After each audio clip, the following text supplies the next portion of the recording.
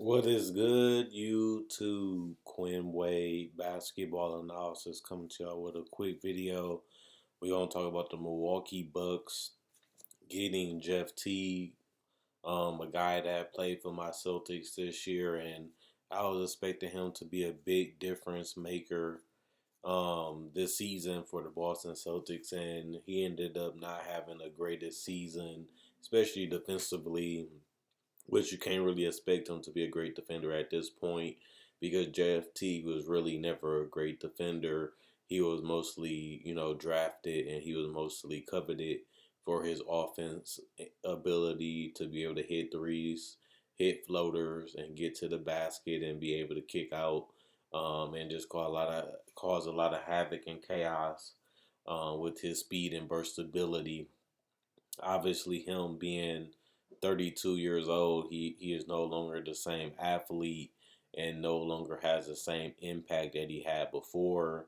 But when you look at the numbers, he shot pretty decent from three. He shot pretty decent from the field, considering that you're not really asking him to be a starter. You're not asking him to play a major role if you're the Bucks. You're just trying to add a veteran guy that's willing to come in and play a specific role and produce, 15, 20 minutes and give you double digit points from time to time, give you, a little bit of a push. As you look at the roster that the Bucks have, they don't really have too many point guards outside of Drew Holiday, and at least you know what Jeff T brings to the table.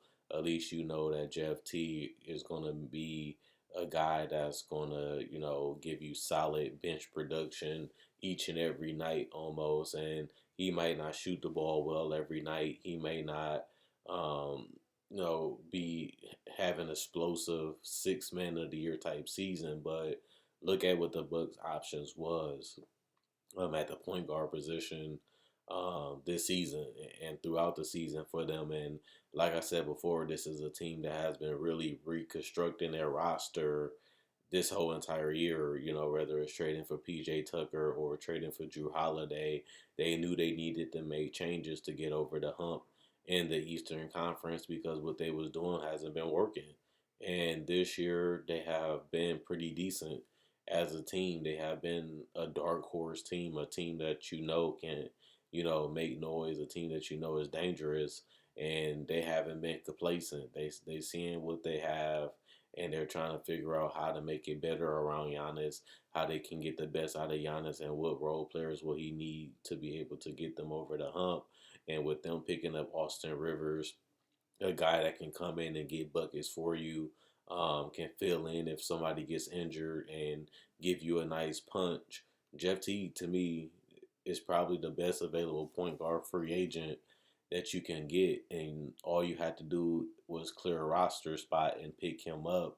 He's basically better than majority of the players the Bucks can get. And you're getting him for basically nothing. Obviously, Jeff Teague is a rental. You're not trying to keep him around long term. He's not a part of your future, obviously, but the Bucks have proven with all the picks they have had and all the players they have, they going veteran.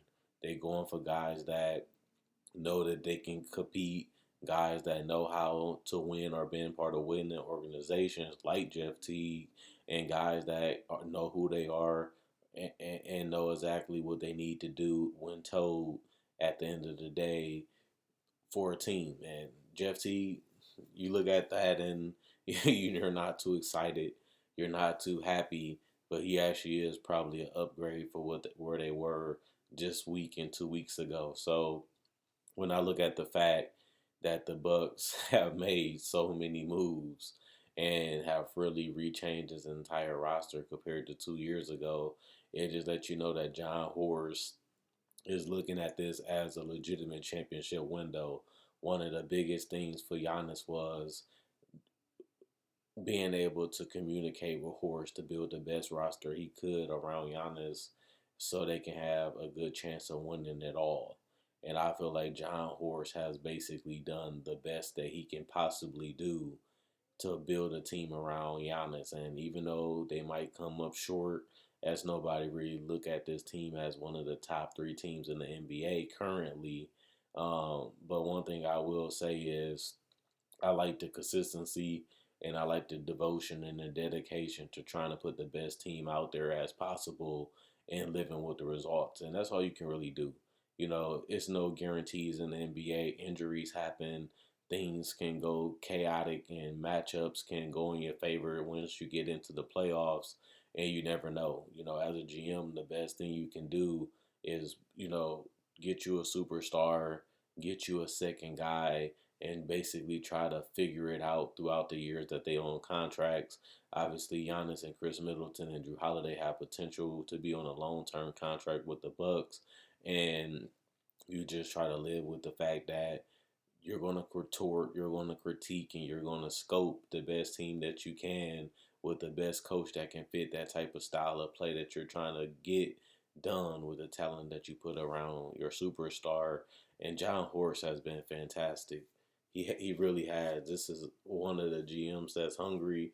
He wants to bring a championship to Milwaukee. He believes that Giannis can get them there, and he has been showing it the last 3-4 years that he's not afraid to make moves. He's not afraid to take gambles. He's not afraid to take chances. And I feel like you need a GM like that when you're trying to go from a team that's a playoff team every year to a team that's actually trying to hold the Larry O'Brien.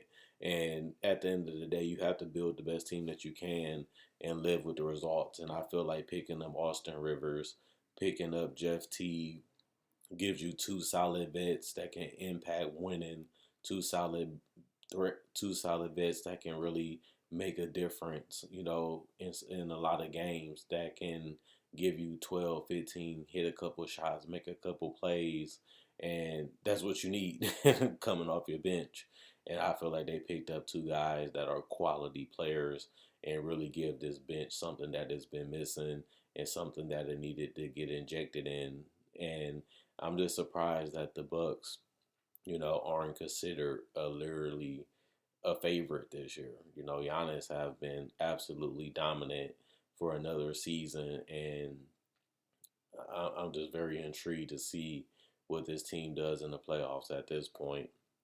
And they have a couple more weeks to go to really build their chemistry, really build what they like and they don't like, really build something special as a team. And that's what we're just going to have to see. Will this team get back to its elite defense? Will this team be able to become an even better offense with the upgrades that they have made to their roster the last 2 weeks? And if they do, the Bucks can be a dark horse contender where we know that they can be great. It's just about finding it, playing well together, playing well off of each other, staying together when it gets dark, and at the same time allowing Giannis to be who he is and feed and play off him. And they got more shooters, they got more creators and ball handlers this year, and they got more guys that can do things on their own without Giannis having to create so much of the offense. And that's been one of their biggest problems. But I feel like John Horst,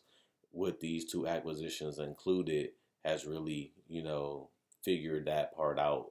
Not only just about letting Coach Budenholzer and his coaching staff figure out what works, what don't work, what lineups work, what lineups don't work, and figuring out how can they improve their defense and their offense to take that to another level this year to become back this team that can destroy anybody whenever they feel like it.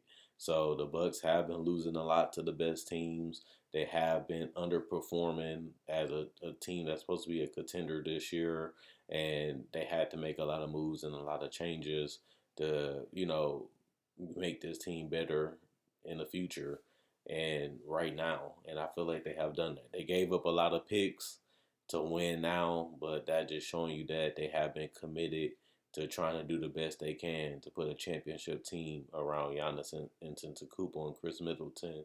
And I feel like they have done that the last 2 years, and this is the third year, and I feel like that have done that again. So Jeff Teague isn't the greatest player. He isn't the greatest name, but he is still a solid backup point guard, and that's something that this team didn't have, and that's something that they have addressed again. So, this team don't have too many weaknesses. It don't really have too many flaws, But this team goes as far as Middleton and Giannis and Holiday can take them. Now we just have to see when they build their chemistry, when they build the trust and build the communication on both ends of the court.